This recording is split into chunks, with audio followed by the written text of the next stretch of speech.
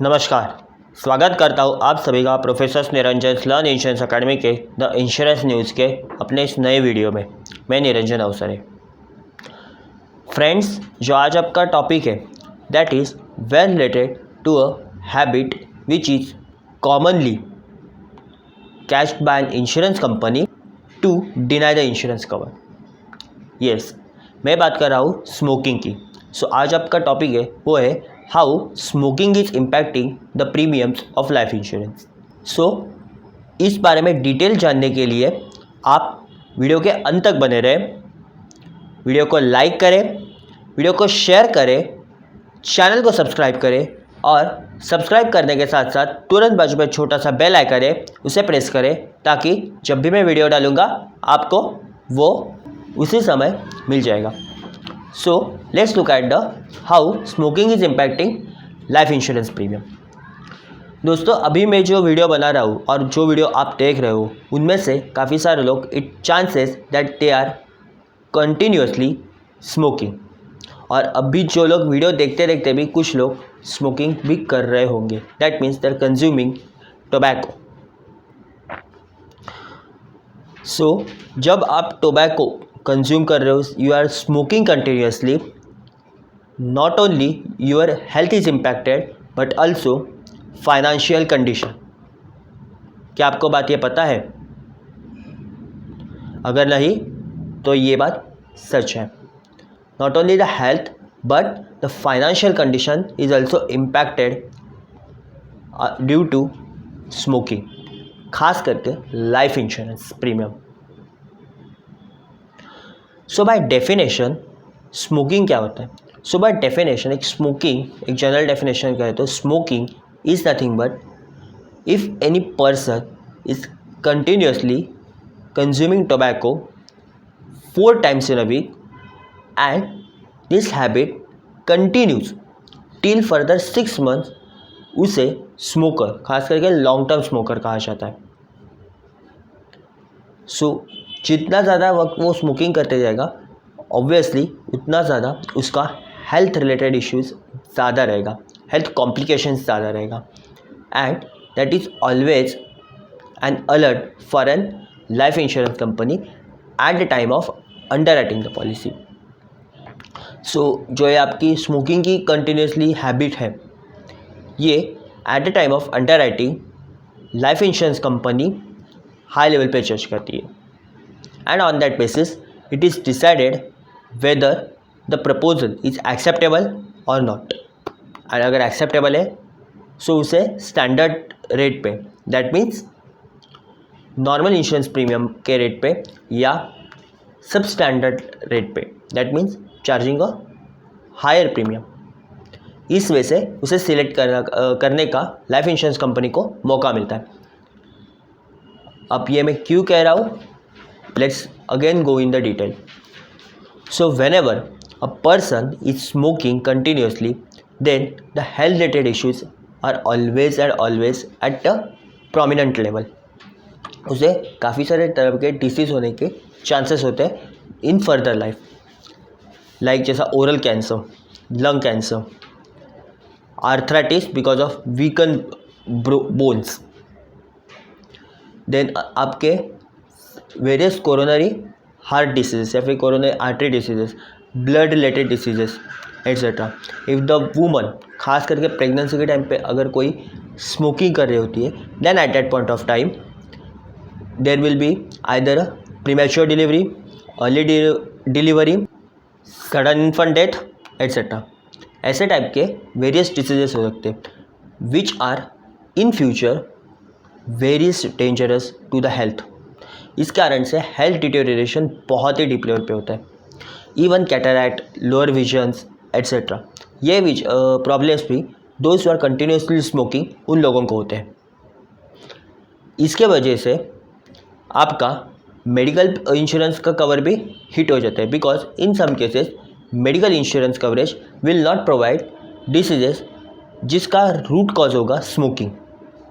ये डिपेंड करता है policy to policy, cover to cover, but medical cover एक साइड पे हिट तो हो जाता है, साइमल्टेनियसली लाइफ इंश्योरेंस कवर भी इम्पैक्टेड हो जाता है, because if the person is a smoker, खास करके चेन स्मोकर हो और कंटिन्यूसली स्मोकर हो, then at that point of time उस पर्सन का चांसेस ये रहता है that there is a shorter expectancy, shorter life expectancy रहेगी, and such person may file a claim very early, so उसका इंश्योरेंस पॉलिसी निकालने के बाद तुरंत ही क्लेम आने का चांसेस रहता है। इंश्योरेंस कंपनी को ऑलवेज ये डेटा को आइसोलेट करना होता है from the remaining data of the other types of covers, other types of insurance coverages, so that smokers की एग्जैक्ट प्रोबेबिलिटी या फिर almost accurate probability insurance company can understand, and then automatically that can charge the premium. अब smoker को कितना premium charge हो सकता है, that is also depend on the time gap of the smoker. Means अगर किसी ने बहुत जल्दी वो कवर निकाला है, means the person started just smoking and taken up the cover, then उसका premium compare to the person who is chain smoker और अ लॉन्ग टाइम स्मोकर उससे कम रहेगा।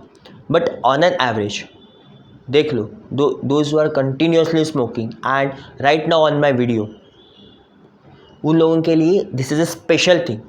सो the smoker which continuously smoking, long term smoking or chain smoker is there, insurance company on an average generally can charge 50% to 100% more premium than the non-smoker, because non-smoker की probability of the death in case of life insurance company in terms of that life insurance chart or life tables कम होती है as compared to the smoker because of health deterioration and future health complications, जिसके कारण से life insurance company को smoking के कारण होने वाली डेथ के लिए हाई कॉस्ट पड़ती है, and so life insurance companies always charge a 50 to 100% premium, extra premium, more premium than the normal rate. मतलब 100 रुपीज़ का अगर नॉन स्मोकर को प्रीमियम जा रहा है, then automatically for a smoker the premium may be either 150 rupees to 200 rupees, the double premium that a smoker has to pay अगर वो insurance cover लेने को जाता है, and that to depend on the time gap. जैसे मैंने कहा, अगर ज़्यादा टाइम गैप है then sometimes even insurance company, life insurance company can deny the cover because of looking at the high risk of death, high probability of death of that person, shorter expectancy के कारण। So ये complications smoker को while taking the life insurance cover आते जाते हैं। अब आपके mind में ये थॉट प्रोसेस आ रहा होगा कि क्या बात है कि if I quit the smoking, so चलो क्विट करने का भी देख लेते हैं। So if a person is quitting the smoking then it depends on when it is quitting. अगर दैट पर्सन ने वो स्मोकिंग very recently quit किया and then it goes to apply for a life insurance cover, then insurance company will take a hot, मतलब उसे cover तो रहेगी but will charge a higher premium for say 1 to 5 years और for a specific period, generally 3 years या 4 years तक अगर smoking नहीं किया है तो ही लाइफ इंश्योरेंस कंपनी उसके बाद से प्रीमियम को रिवैल्यू कर सकती है, and considering as a normal person, non smoking person. But अगर उसने बहुत दूर समय तक, मतलब बहुत ही टाइम गैप होने के बाद that person if left smoking, then life insurance company can directly give him a normal cover. So it depends on company to company what are the various strategies implemented by life insurance company with respect to the smokers and etc. But अगर person कोई quit करता है then at that point of time it is definite कि वो पर्सन को थोड़ा higher rate पे प्रीमियम चार्ज होगा, बट वो कवर तो ज़रूर मिलेगा कंसिडरिंग द वेटिंग पीरियड। और अगर उसने ज़्यादा समय ले लिया है after the smoking and if it goes for applying for a cover, then the cover can be revalued. अब काफ़ी सारे लोग यहाँ पे ये सोच रहे होंगे that I am smoking no doubt, but I will hide this information, why should I tell. Ultimately the person, the agent, और जो कि वो पोर्टल होगा जहाँ से अगर आप ऑनलाइन पॉलिसी को बाय कर रहे हैं, then at that point of time पे अगर हम ये इन्फॉर्मेशन हाइड ही कर दे तो that will be more better. So automatically the insurance cover will get simultaneously, the premium will be less. Non-smoking का premium will get charged. So if any person is thinking to hide this information, to hide this habit from a life insurance company, then it is in big problem. That person will come definitely in the problem. Either उसके nominees तो problem में आएंगे, because even though you are smoking, you have started recently smoking, or you are a long-term smoker, you should not hide this information from an insurance company. If you misrepresented before insurance company about this habit, misrepresented means innocently you forgot to tell to the life insurance company that you are a smoker. So I am saying a misrepresentation, factual misrepresentation. And अगर वो आगे जाके reveal होगा that the insured person has innocently, even though misrepresented that he is not a smoker, उसने वो smoker होने का कोई भी इंफॉर्मेशन इंश्योरेंस कंपनी को डिस्क्लोज नहीं किया, so insurance company considering the principle of utmost good faith, ये सबको पता होगा कि principle of utmost good faith क्या होता है, दैट जो insurance company and insured person both are the contracting parties must disclose all the information related to the insurance product each other so that contract can be valid. जो भी information है material है that should be disclose by an insured person and insurance company, both the person, so that contract can come into existence and can be enforced further. But ये proof of burden majorly जाता है on the insured person, because health related data is known only by an insured person, not an insurance company. So this proof of burden generally goes on the insured person, and so this principle, the weightage of this principle ये shift होता है insured person के ऊपर.